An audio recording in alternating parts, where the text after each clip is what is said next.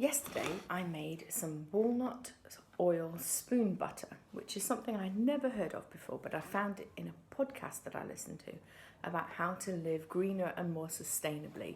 It is to enrich your wooden spoons. Now, you didn't know wooden spoons needed enriching, did you? But anyway, I have a couple of wooden chopping boards and my worktops are wood. We normally put oil on them.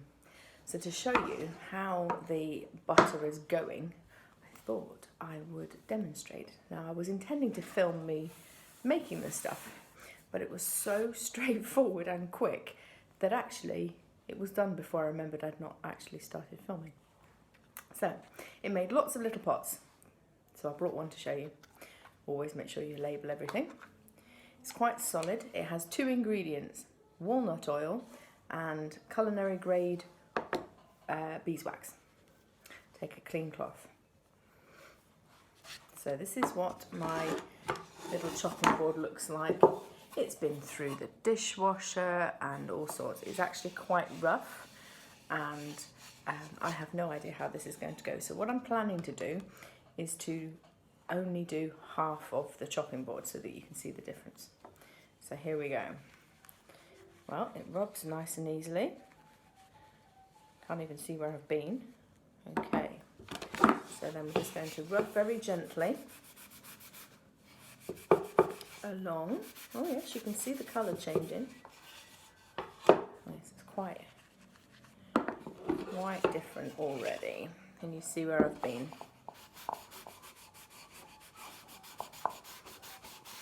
So according to the guest who was on this podcast that I listened to, you're not supposed to put wooden spoons and other things in the dishwasher. And some of my wooden spoons come out very strange colours when I've been baking. I grow my own rhubarb, so a lot of my wooden spoons get used for stewing of rhubarb, so they come out purple. And we do lots of baking in this house, so actually there is something to be said for putting them through the dishwasher, even if they do get a little bit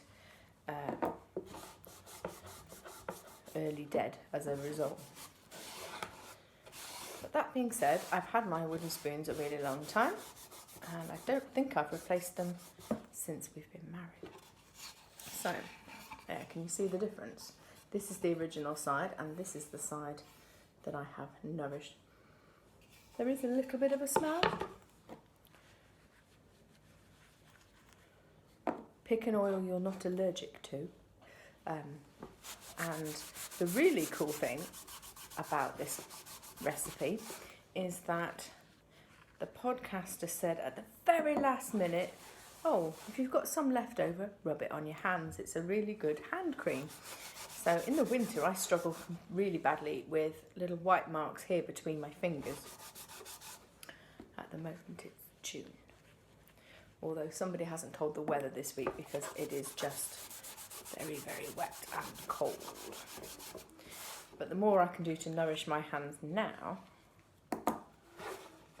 the less likely I'm going to have trouble in the winter.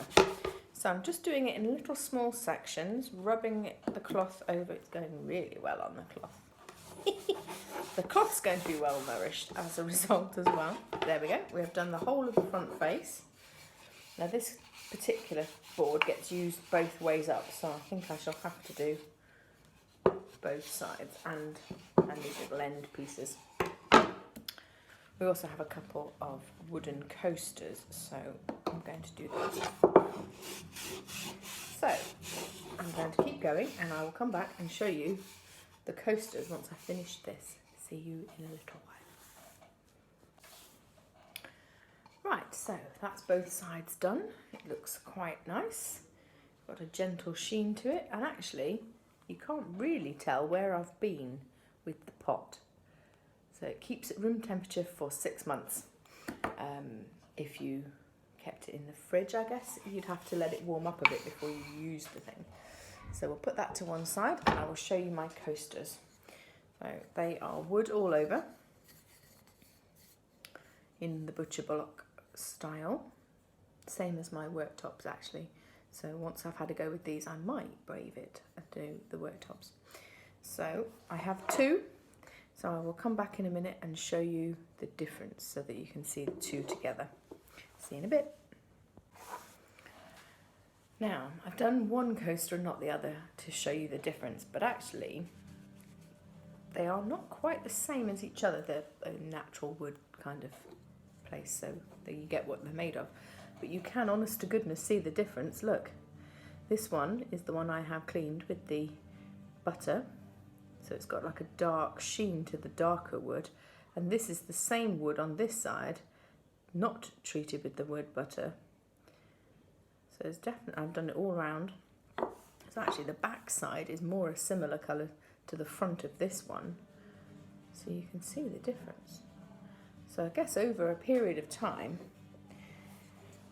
with regular use, as and when, not regularly, but just as and when you think your wood products need it, it could be quite a good treatment for it. Should make your wooden products last much longer than they might if you just stick them through your dishwasher. So we do the sides and the back. Because strictly speaking, the back is still part of the front, isn't it? It's all joined up together, so if you're only nourishing one side, it's not helpful for the whole product. My cloth is quite well saturated and grubby. So, there we go. Very quick job, bit like polishing your silver in days of old, unless you've still got silver that needs polishing. There you go, that's the second one. That has brightened up and gone quite shiny as a result. So I will put in the comments box the recipe and a link to the podcast, because actually I've nearly finished all the podcasts in that series, and I started from the beginning, so hopefully you will too. It's called Living Homegrown, and it's been very good. I've tried lots of the recipes from it, and some of the guest speakers are quite fascinating, have books and stuff, so you can always download or order their books. So there we go. Walnut Spoon Butter, a product you didn't know you needed. Bye.